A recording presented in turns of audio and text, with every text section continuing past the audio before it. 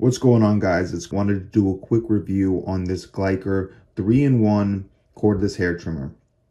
Full disclosure, this product was given to me for free for this video, but that's not going to change what I say at all.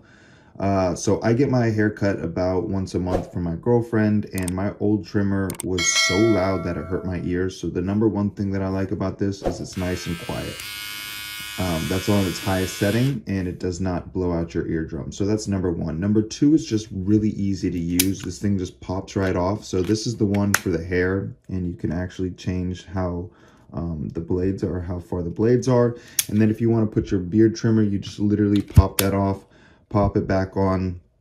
And if you want, this is to make shapes and stuff like that, cuts into your hair, which is a really cool setting. And so you can literally just pop these off, pop them back on, and it is so easy.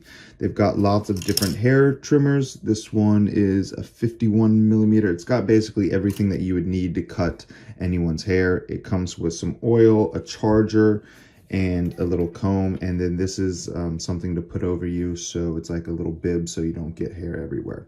So overall, this thing is awesome, quiet, powerful, and will do pretty much anything that you need. All right, guys, I really appreciate you watching. I hope this review helped.